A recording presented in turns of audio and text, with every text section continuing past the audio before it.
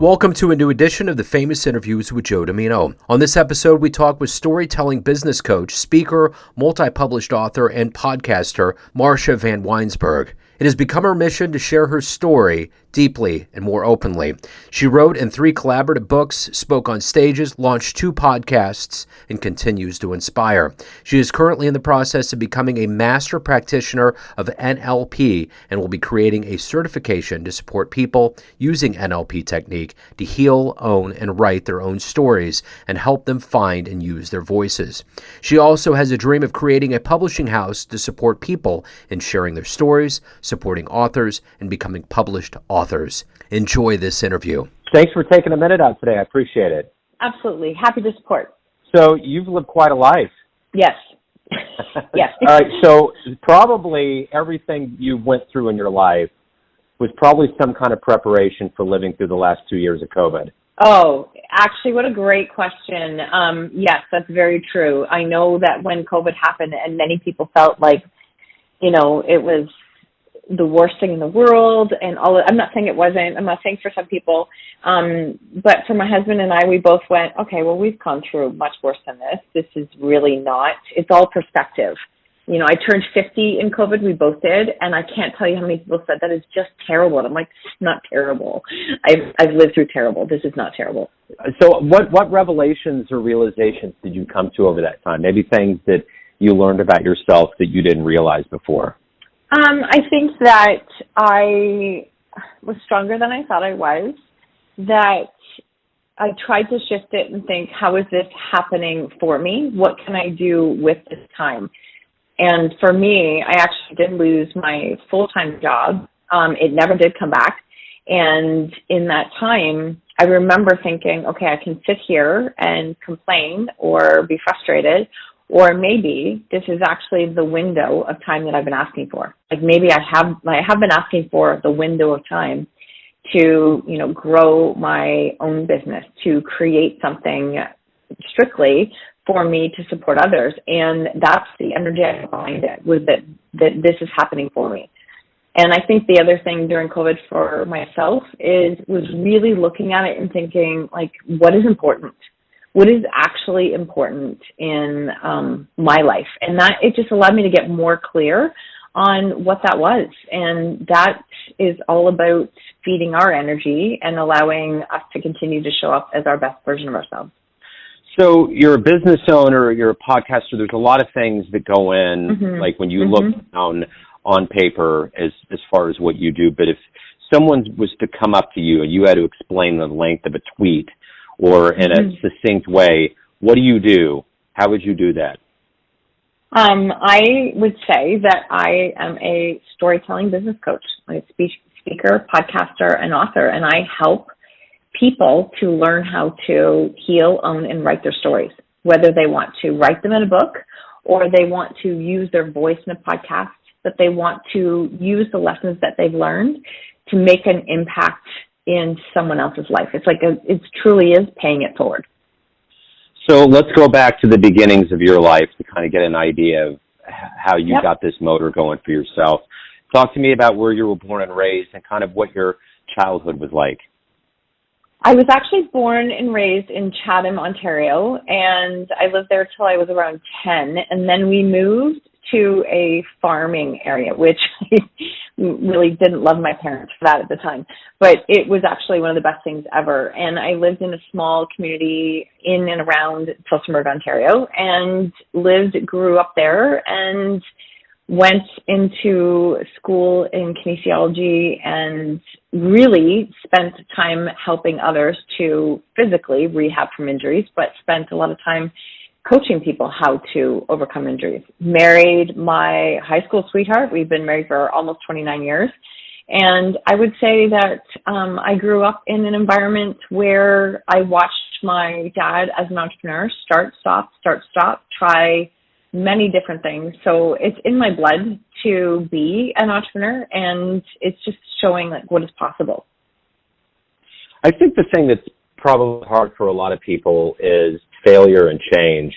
And it seems as though from what you said, that's just been a part of who you are. It's been woven into your DNA. You don't see probably, because of what your dad did, failure is something that's, in that traditional sense, in quotes, failure. It's just more of figuring out what's going to make the most sense to you.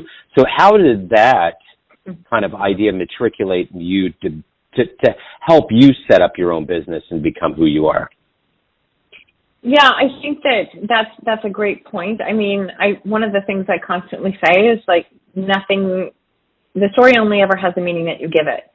So if we have one little blip and we call that failure and we let that stop us, then we are literally the mountain that's blocking ourselves from moving forward. And anyone, if you're in that spiral and it's, I want to make sure it's perfect first. I want to show up and have it done. I want it to look a certain way. I mean, none of that's relatable. Like, we all, as humans, we relate to our challenges and what we've come through. That's the emotions, the experiences, the pain. That's relatable. So the more we can stay in what is relatable, it makes us real to other people. And I think that is something that I saw and experienced a lot as a child. Now, do I always do that with myself and not judge? No, God, no, I'm human. But that's my anchor, is to go back to that. What is this teaching me? Like, what is this? Because everything is always teaching us something. We just have to learn how to not make it be about ourselves.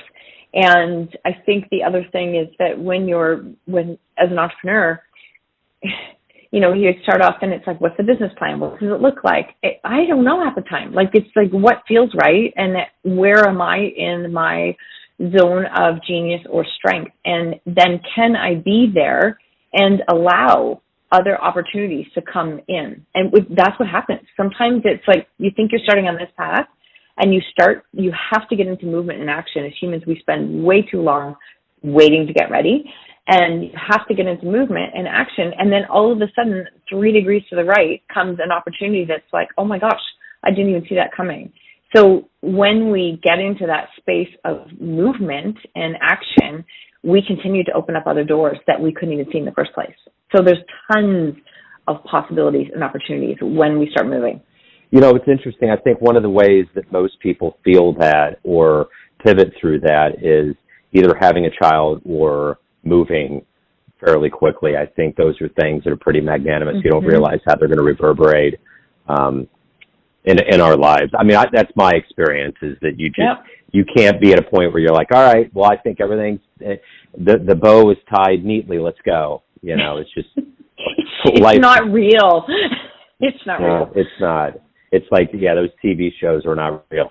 All of those friends can't live with their jobs in New York City doing what they do.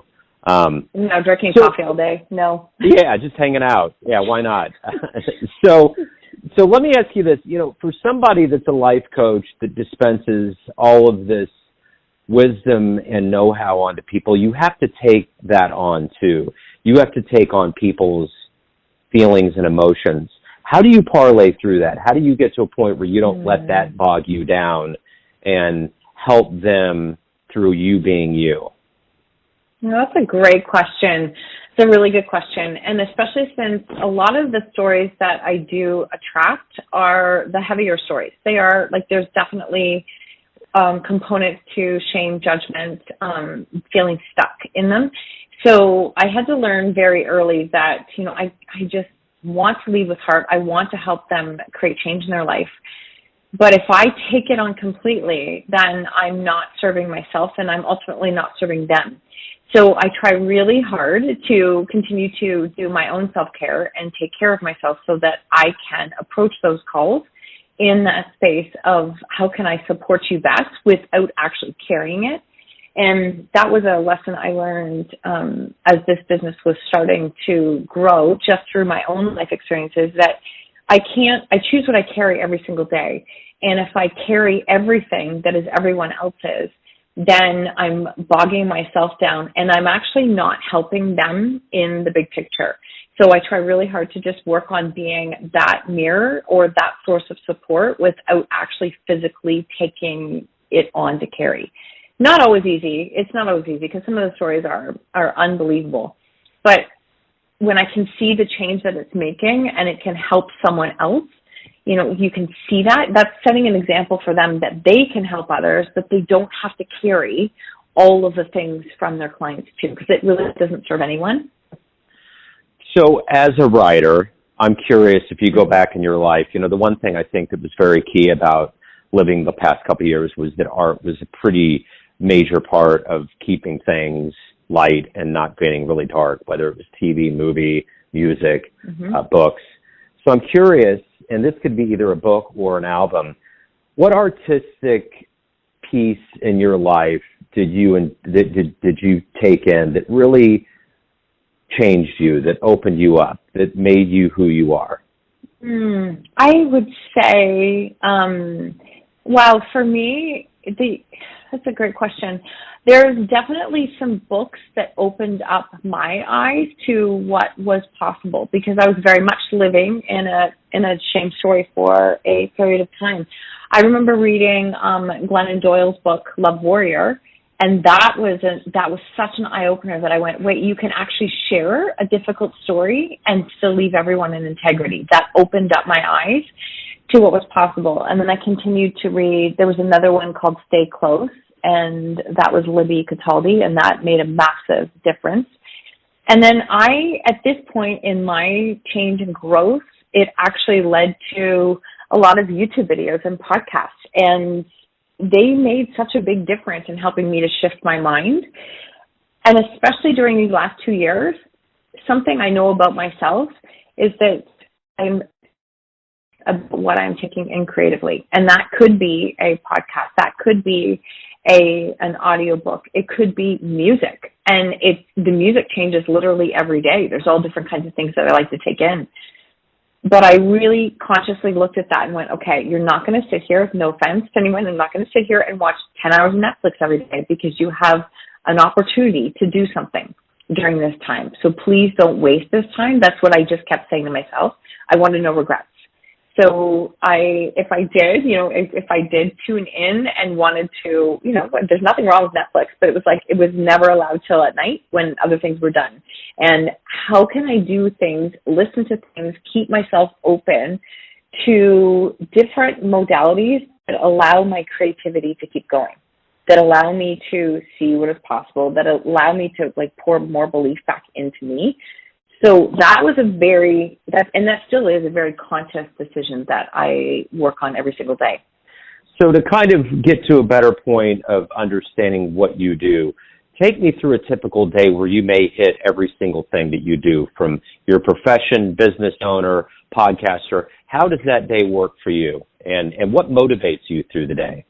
Great question again. I definitely, I segment my days so that I have a couple days a week where I'm heavy into podcasting, because I have 2 podcasts and we publish 4 episodes a week. So that can be busy, but I segment those days. For me, a typical day is I'm usually at between 5 and 5:30. I get up, I have a little bit of time to myself. I do my, the morning water, the tea, all the things that support me in the morning. Journaling. I'm big on listening to subliminals or breath work. Anything to support me is how I look at it. I have a dog that's super active. We walk probably 5-6 kilometers a day. And then I do my own workouts. So I'm pouring into me as much as I can. And then in any typical day might be a couple of coaching calls, a couple of podcasts, back end work on, business things. And then wrapping up that day, dinner time or shortly after, taking my dog back out and pouring back into me again. And so the days are varied between podcasting, coaching, lives, in my groups, memberships, clients, one-on-one. It's a beautiful mix, to be honest. I love that it's a mix of a whole bunch of different things. The one thing that's been really nice about, as you know, I do a lot of music and jazz podcasts. Mm-hmm. I've ventured out and I've done a lot of different kinds of podcasts with a lot of people in different professions. And the one thing recently that I encountered was reading a book by Deanna Adler about Steven Adler, the drummer for Guns N' Roses, and she was dealt for a long, long time with addiction and drug abuse, and that was unbelievable, that book. I mean, the amount of things and the length of time that it took to get clean was unreal. I mean, I just don't know how she made it through it. So my question to you is, going through that, the one thing I can tell you definitively of talking to her and reading that book is that the one thing that actually totally made this happen was unconditional love. So my question to you is, how did you navigate and overcome and get to a point where you could compartmentalize and move on from all that? Oh, that is, I will definitely have to look up that book, because that's fascinating when people share stories like this, because again, we're just opening up the doors of what's possible for others. We're allowing them to see that you can navigate your way through a really difficult time. We dealt with teen substance abuse, both of our boys, at a young age. And this went on for a number of years in a very challenging way that I wish on no one.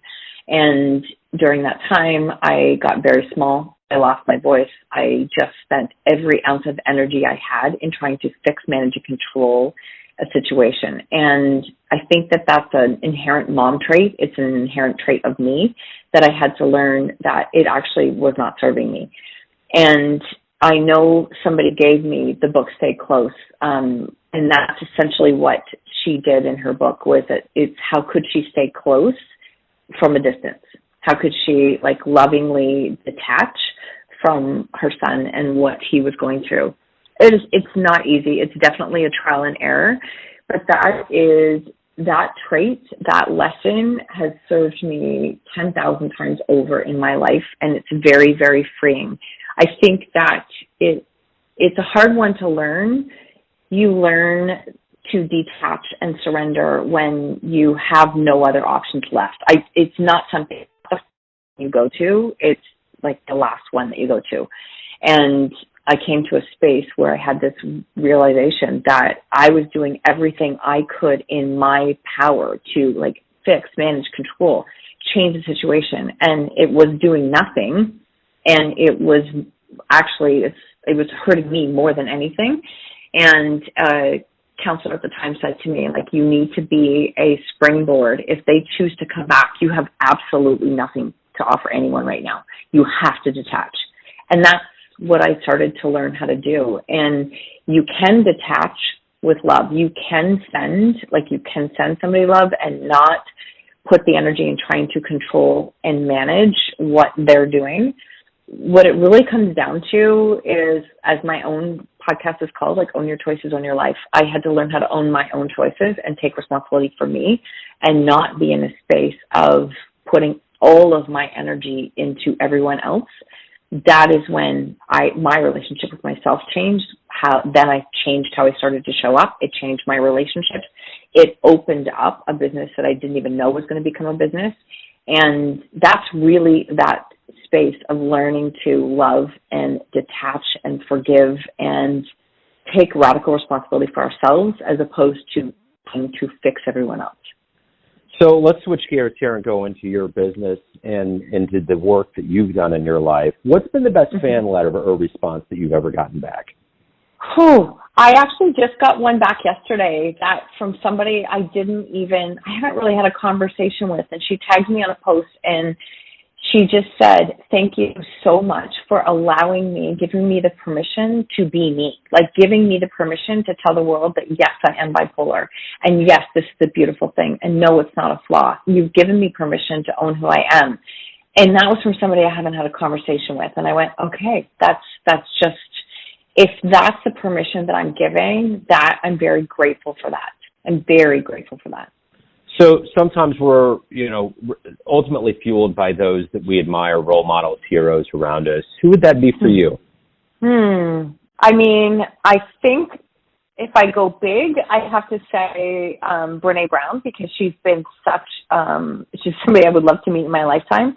But the learnings and the things that I have learned through her and her teachings, they've really helped me to see that, okay, I can be vulnerable. I can show up and share. I can take responsibility for myself. I don't have to apologize for my story, and it's okay to own my story and share it. So in a big scale, that would be the one person. And then on a different scale, I said it in my book, and I still to this day believe it, that like I am so grateful for my boys. They are my best teachers. They have taught me everything. Honestly, they have taught me more than they probably will ever realize. So let's take this one step further. If you could meet anybody alive on the planet right now, who would you meet? I would say Brene Brown. 100%. I would say her. Everyone has a perception of you. Everyone has an idea of who they think you are. You have all these different roles that you play with, family, with your podcast community, with your business community, colleagues, but ultimately you live your life. You have a perception of who you think you are. Who do you think you are? I think I am at the core, when I allow all of that to like be seen and show, I think I am a fire-spirited person who is meant to use her voice to talk about the things that people don't want to talk about, and to do it with a lot of love and do it out of love.